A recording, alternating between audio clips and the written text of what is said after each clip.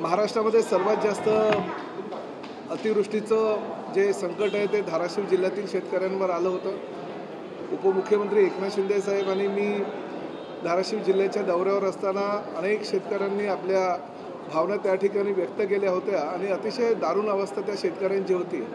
राज्य शासनाच्या माध्यमातून 31,000पेक्षा जास्त ही रक्कम ह्या शेतकऱ्यांसाठी देण्यात आली, परंतु शेवटी कुठेतरी शेतकऱ्यांना भरपूर मदत देणं गरजेचं आहे, कारण धाराशिवचा शेतकरी हवालदिल झालेला आहे आणि अशा परिस्थितीमध्ये ह्या शेतकऱ्यांच्या पाठीमागे ठामपणे कोणीतरी उभं राहणं गरजेचं आहे। दिवाळी तोंडावर आली आणि अशा परिस्थितीमध्ये शासकीय साहित्य किंवा शासकीय मदत ती जी आहे ती तर मिळेलच, परंतु शेवटी पालकमंत्री या नात्यानं वैयक्तिक स्वरूपात काहीतरी मदत प्रत्येक शेतकऱ्याला मिळावी यासाठी मी माझ्या सहकुटुंब मुलांसह नातवंडांसह सुनांसह आज धाराशिव जिल्ह्याच्या दौऱ्यावर निघालेलो आहे। त्यामुळे आज ही दिवाळी जी आहे मी माझ्या कुटुंबियासमोर धाराशिव जिल्ह्यातील सर्व पूरग्रस्त शेतकऱ्यांबरोबर साजरी करणार आहे। त्यांना जीवनावश्यक ज्या वस्तू आहेत त्याचं वाटप आम्ही करणार आहोत। घरगुती ज्या ज्या गरजा त्यांच्या आहेत त्या गरजा पूर्ण करणार आहोत। विद्यार्थिनींची जर कुठे काही फी अभावी त्यांचं शिक्षण अडकलं असेल तर ती फीची आर्थिक मदत मी करणार आहे। त्याचबरोबर जे विद्यार्थी आहेत त्या विद्यार्थ्यांना शालेय जीवनावश्यक लागणारं सर्व साहित्य देणार आहोत।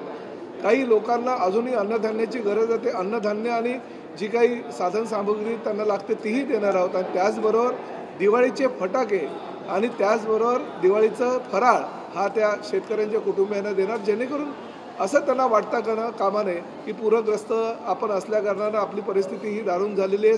जेवढी मदत आर्थिक स्वरूपात जरी असेल तरी तीसुद्धा मदत वैयक्तिक स्वरूपात मी माझ्या वतीनं धाराशिव जिल्ह्यातील आमच्या शेतकरी कुटुंबियांना देणार आहे। त्यामुळे त्यांची दिवाळी जशी आमची दिवाळी साजरी आम्ही करतो तशीच महाराष्ट्रातील इतर शेतकऱ्यांची दिवाळी जशी होणार आहे तशीच धाराशिव जिल्ह्यातील शेतकऱ्यांची पण दिवाळी अतिशय चांगली व्हावी ह्या मताचा मी आहे। राज्याचे मुख्यमंत्री आणि त्याचबरोबर दोन्ही उपमुख्यमंत्र्यांनी जेवढं सहकार्य करता येईल तेवढं सहकार्य आमच्या राज्यातील पूरग्रस्तांना केलेलं आहे। अजूनही जर काय आर्थिक मदत लागली तर ते करायची त्यांची तयारी आहे, परंतु शेवटी पालकमंत्री या नात्यानं माझं ते कर्तव्य ते कर्तव्याची पूर्तता मी आज करतो। सर, तुम्ही एसटी कर्मचाऱ्यांची दिवाळी सुद्धा गोड करत आहात, काल बैठक झालेली आहे, निर्णय घेतला गेल्या अनेक वर्षात पहिल्यांदा 2020 पासून एसटी कर्मचाऱ्यांची जी काही मागणी होती ती मागणी काल उपमुख्यमंत्री एकनाथ शिंदे साहेबांनी त्याची पूर्तता केली आहे।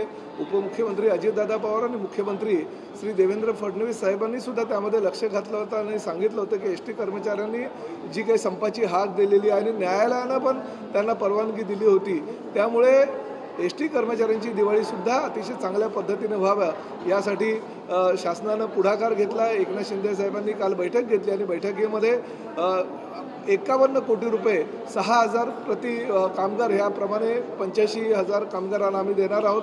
त्याचबरोबर 54 कोटी रुपयाची उचल जी तातडीच्या स्वरूपात दिवाळीमध्ये त्यांना मिळणार आहे तीसुद्धा आम्ही अर्थ खात्याकडे ती फाईल पाठवणार आहोत। अर्थ खात्याचे प्रधान सचिव श्री OP गुप्ता यांनी त्याला मंजुरी दिलेली आहे आणि त्याचबरोबर 65 कोटी रुपये जी प्रलंबित 6,500 रुपये त्यांना पगारवाढ केली होती ती प्रलंबित त्यांची मागणी गेल्या अनेक वर्षापासूनची होती।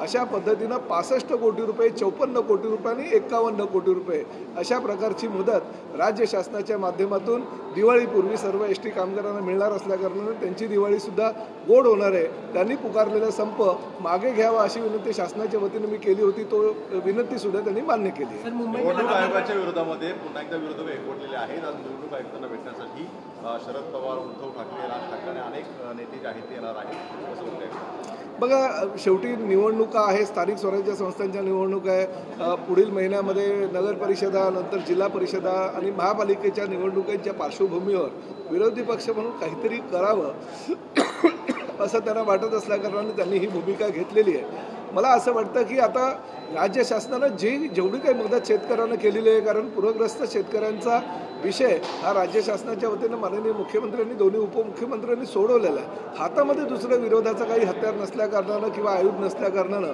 ते अशा पद्धतीनं निवडणूक आयोगाला धारेवर धरून त्यांच्यावर दबाव आणण्याचा प्रयत्न करतात आणि विरोधी पक्षाचे नेते म्हणून त्यांना त्यांचं ते कर्तव्य ते पार पाडतायत।